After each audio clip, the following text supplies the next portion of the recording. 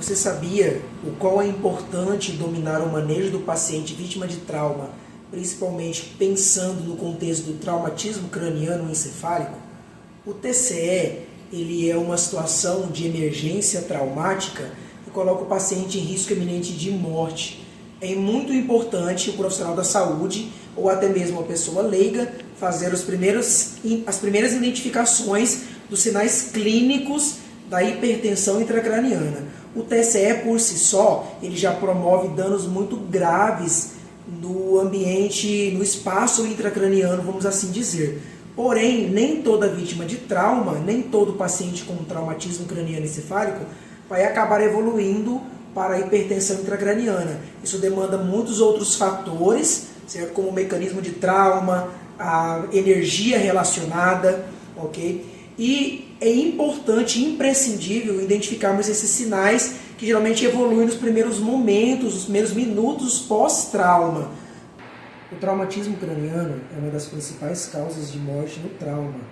Logo abaixo, por exemplo, a hemorragia sanguinante, que acaba sendo a principal causa de morte ainda no trauma, a obstrução de vias aéreas e algumas outras causas de morte. Mas o TCE em si, ele tem um impacto muito grande ainda na morbimortalidade do paciente vítima de trauma. Lembrando que o manejo desse paciente ele é de suma importância no sentido de identificação desses sinais de hipertensão intracraniana. O paciente, quando ele evolui, quando ele cursa com traumatismo craniano, logo após a avaliação primária, às vezes durante o transporte, o paciente ele vai apresentar alguns sinais e sintomas. E esses sinais e sintomas, quando eles formam um conjunto, a gente denomina como tríade de Cushing. Lembrando que nem sempre o paciente de TCE, que evolui com sinais de hipertensão intracraniana, ele vai somar os três sinais e sintomas da tríade de Cushing, que são a hipertensão arterial sistêmica, a alteração do padrão respiratório, que pode cursar até mesmo com apneia, bradipneia, taquipneia, e também a bradicardia. O paciente ele pode cursar apenas com dois sinais, com um sinal. Isso vai depender de como que está a gravidade da lesão desse traumatismo craniano.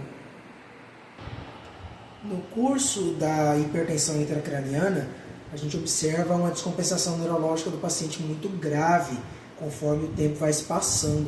Geralmente nesse trajeto aí até do pré-hospitalar para o intra-hospitalar, que dá seguimento possivelmente na sala vermelha e no pronto-socorro.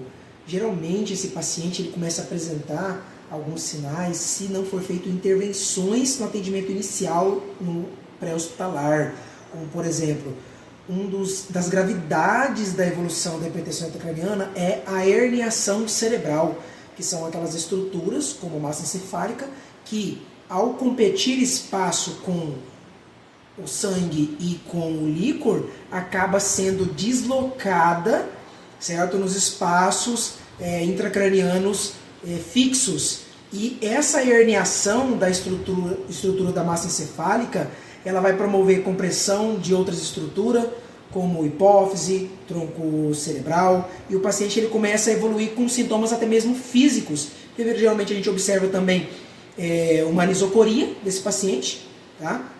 E esse paciente ele pode apresentar sintomas como decorticação e descerebração.